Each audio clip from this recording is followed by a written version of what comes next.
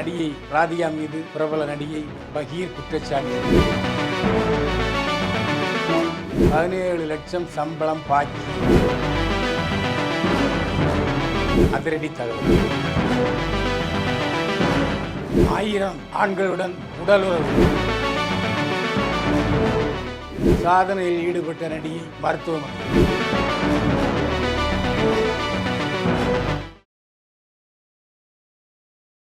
என்னை வாழ வைத்துக் கொண்டிருக்கும் யூடியூப் சேனல் நேயர்களுக்கு நன்றியும் வணக்கம். கிங் வாய்ஸ் சேனல் நேயர்களே, நடிகை ராதிகா இன்றைக்கு டெலிவிஷன் தொடர்கள் என்று எடுத்துக்கொண்டால் நடிகைகளுடைய ஆதிக்கம் அதிகமாக இருக்கிறது. எனக்கு தெரிந்து ஆரம்பத்தில் குட்டி பத்துமணி டிவி தொடர்களை தயாரித்தார். இது தொலைக்காட்சி தொடரில் வந்துச்சு. அதுக்கப்புறம் சன் டிவி வந்த பிறகு ராதிகா டாமினேட் பண்ணார். நிறைய சீரியல்களை ராதிகா தான் எடுத்தார். சமத்துவ கட்சி தொடங்கிய போதும் சன் டிவியினுடனான தொழில் உறவை நீடித்து கொண்டு தான் இருந்தார் ராதிகா. அதுக்கப்புறம் பார்த்தீங்கன்னா இப்போ பிரச்சனையில் மாட்டிக்கொண்டிருக்கிற சுஜாதா விஜயகுமார், அதாவது ஜெயம் ரவியுடைய மாமியார், அவர் நிறைய சீரியல்கள் எடுத்தார்.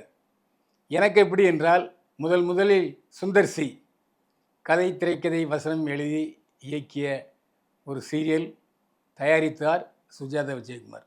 அந்த படத்தில் நான் முக்கிய வேஷம் நடித்தேன். 1 மணி நேரம் அந்த சீரியல் ஓடிச்சுது. அதுக்கப்புறம் தொடர்ந்து சீரியல் எடுத்தார். நான் சுஜாதா விஜயகுமார் தயாரித்த சீரியலில் நடித்தேன். அதுக்கப்புறம் பார்த்திங்கன்னா ரம்யா கிருஷ்ணன் வந்தார். ரம்யா கிருஷ்ணன் நிறைய சீரியல்கள் எடுத்தார். இந்த நடிகைகள் எடுத்த சீரியல் எல்லாமே அவர்களுக்கு பெருத்த வருமானத்தை கொடுத்தது என்பது உண்மை.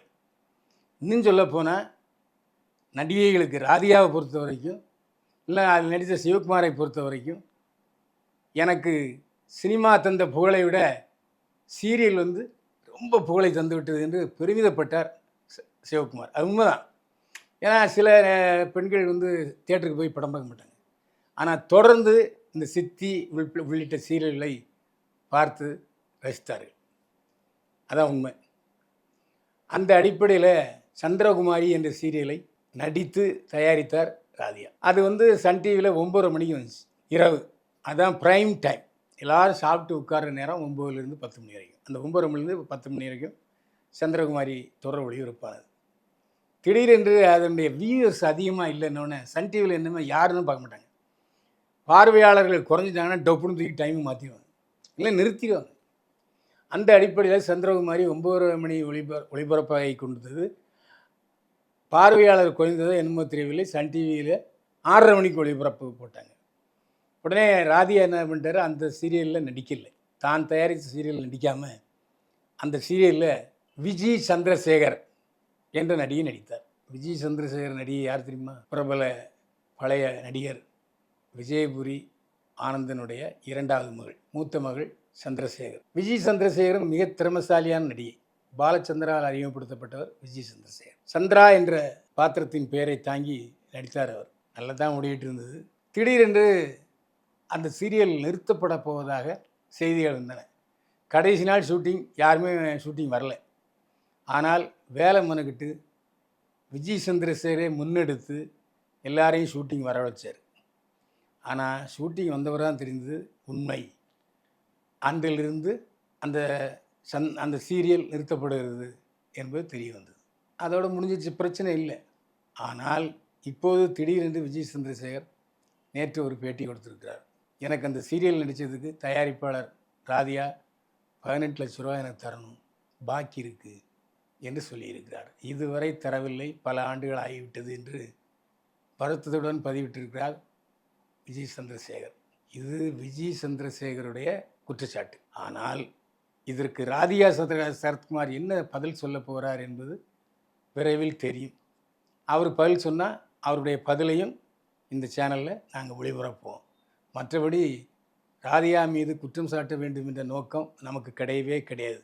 அதுலேயும் பர்சனலாக எனக்கு கிடையாது. ஏன்னா ராதிகா தயாரித்த சீரியல்களில் நான் நிறைய நடிச்சிருக்கேன். டப்பிங் பேசியவுடன் 1 மாதத்தில் கரெக்டாக செக்கு கொடுக்குற ஒரே கம்பெனி எதுன்னா ராதிகா கம்பெனி. எனக்கும் ராதிகாவுக்கும் தனிப்பட்ட முறையில் பல பிரச்சனைகள் ஓடிக்கொண்டிருக்கிறது. அதை பற்றி எனக்கு கவலையே இல்லை. ஆனால் ராதிகா மிகச்சிறந்த நடிகை என்பதிலும், ராதிகா மிகச்சிறந்த தயாரிப்பாளர் என்பதிலும் எனக்கு இரு கருத்து கிடையாது. விஜய் சந்திரசேகர் சொன்னது தான் நான் இதில் சொல்லியிருக்கேன். மற்றபடி உள்நோக்கம் எதுவும் கிடையாது. இது பற்றி மேலும் குறிப்பிடும்போது, கர்மா யாரையும் சும்மா விடாது என்று சாபமிட்டிருக்கிறார் விஜய் சந்திரசேகர். இந்த விஜய் சந்திரசேகர் யாருன்னா, நடிகர் விஜயபுரி வீரன் ஆனந்தனுடைய இரண்டாவது மகள், மூத்த மகள் டிஸ்கோ சாந்தி. சமீபத்தில் விஜய் சந்திரசேகர் மாமன் படத்தில் ராஜ்கிரண் மனைவியாக நடித்திருந்தார். அருமையான நடிப்பு. அதாவது கணவன் மனைவி எப்படி வாழ வேண்டும் என்பதற்கு உதாரணமான தம்பதிகளாக ராஜ்கிரனும் விஜய் சந்திரசேகரும் நடிச்சிருப்பாங்க. அந்த படம் பெரிதும் பெண்களின் பாராட்டை பெற்ற படம். அதே மாதிரி விஜய் சந்திரசேகர் நடித்த படங்களில் அவருக்கென்று ஒரு தனி அழுத்தமான கதாபாத்திரம் இருக்கும். அந்த அழுத்தமான கதாபாத்திரத்தில் நம்முடைய நெஞ்சை வருடும்படி நடிக்கும் நடிகைகளில் ஒரு சிலர், அதில் ஒருவர் விஜய் சந்திரசேகர். கன்னட அமைப்பினர் மீது கர்நாடக அரசு வழக்கு. தமிழிலிருந்து பிறந்தது கன்னட மொழி என்று உலகநாயகன் கமல்ஹாசன் சொன்னது மிகப்பெரிய சர்ச்சையை ஏற்படுத்தி இருக்கிறது.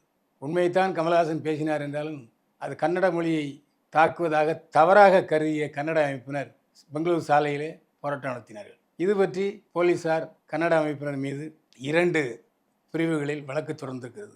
பொதுமக்களுக்கு இடையூறு செய்தல், மற்றவர்களை கடமையாற்ற விடாமல் செய்தல் ஆகிய 2 பிரிவினர் மீது, கன்னட அமைப்பினர் மீது கர்நாடக அரசு போலீஸ் வழக்கு தொடர்ந்திருக்கிறது. வழக்கு விசாரணை நடைபெற்று வருகிறது. 1000 ஆண்களுடன் உடலுறவு சாதனையில் ஈடுபட்ட நடிகை மருத்துவமனையில். இதில் தான் சாதனை புரியணுங்கிறது வரமுறை இல்லாமல் போயிடுச்சுங்க. ஏனென்றால் ஒருவர் செய்த சாதனையை முறியடிப்பது என்று பலர் முயன்று கொண்டிருக்கிறார்கள். எந்த சாதனையை எப்படி முறியடிப்பது என்பதில் குழப்பமாக இருக்குது. கடந்த 2024ஆம் ஆண்டு ஆனி என்ற ஒரு நடிகை ஒரே நாளில் 600 பேர்களுடன் கண்டினியூட்டியாக இடைவிடாமல் உடலுறவு கொண்டு அதை உலக சாதனை படைச்சார். சும்மா இருக்க வேண்டியது என்ன? இந்த வருஷம் என்ன பண்ணிட்டா, அதே நடிகை ஆனி நான் 1000 ஆண்களுடன் உடலுறவு கொள்ள போகிறேன் என்று சொல்லி நிகழ்ச்சி ஆரம்பித்தார். இயற்கையை வெல்ல முடியுமா? திடீர்னு மயக்கடிச்சு தொப்புன்னு விழுந்துட்டார். உடனடியாக அருகில் இருந்த அவருடைய காதலர், அதாவது இந்த நிகழ்ச்சிக்கு ஊக்கம் கொடுத்த காதலர் ஆனியை கொண்டு ஆஸ்பத்திரியில் சேர்த்திருக்காரு. ஆக 1000 ஆண்களுடன் உடலுறவு ஈடுபடுவேன் என்று சொல்லி வீராப்பு கட்டிய அந்த நடிகை முயற்சியில் தோல்வியுற்று இப்போது மருத்துவமனையில் சிகிச்சைக்கு உள்ளாகி இருக்கிறார். சிகிச்சையில் அவருடைய உடல்நிலை தேறி வருகிறது என்று மருத்துவர்கள் சொல்லியிருக்கிறார்கள். இது செய்தி. இதை நீங்கள் எந்த கண்ணோட்டத்தை பார்க்குறீங்கன்னு எனக்கு தெரியாது. ஆனால் இது செய்தி, நடந்தது உண்மை. நேயர்களே, இது போன்ற பரபரப்பான நாட்டு நடப்புகளையும் சினிமா தகவல்களையும் தெரிந்து கொள்ள கிங் வாய்ஸ் சேனலை சப்ஸ்கிரைப் பண்ணுங்கள், ஷேர் பண்ணுங்கள். மீண்டும் சந்திப்போம். வாழ்க வளமுடன்.